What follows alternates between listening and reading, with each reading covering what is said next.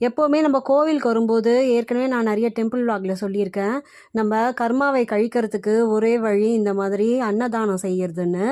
நம்மளால மனிதர்களுக்கு செய்யறது ரொம்ப விசேஷம். அப்படி செய்ய முடியாத பட்சத்தில் அட்லீஸ்ட் இந்த மாதிரி கோவிலுக்கெல்லாம் வரும்போது அங்கே உள்ள மீன்களுக்கு, கோசாலையில் இருக்க பசு மாடுகளுக்கு, அங்குள்ள பறவைகளுக்கு, பைரவர்னு நம்ம சொல்கிறோம் இல்லையா, நாய் அதெல்லாம் அந்த மாதிரி விலங்குகளுக்கு, இவங்களுக்கெல்லாம் கொடுக்கும்போது நம்மளுடைய கர்மாக்கள் கழியும். இப்போ மீன்கள்லாம் வந்து இந்த மாதிரி பொரியெல்லாம் சாப்பிடும்போது நமக்கு அவ்வளோ சந்தோஷமா இருக்குது பார்க்கும்போது. அதை பொறி போட்டும்போது அவ்வளோ கொத்து கொத்தா அந்த மீன்கள்லாம் வெளில வந்து அப்படி சாப்பிடுவாங்க. அது வந்து நமக்கு ரொம்ப சந்தோஷமா இருக்கும் மனசுக்கு. நம்ம வந்து மனசில் 1000 கஷ்டத்தோடு போவோம் கோவிலுக்கு.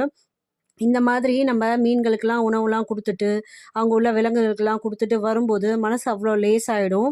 நம்மளோட மனபாரம்லாம் நீங்கின மாதிரி ஒரு உணர்வு ஏற்படும். அதே மாதிரி இந்த மாதிரி மீன்களுக்கு, பறவைகளுக்கு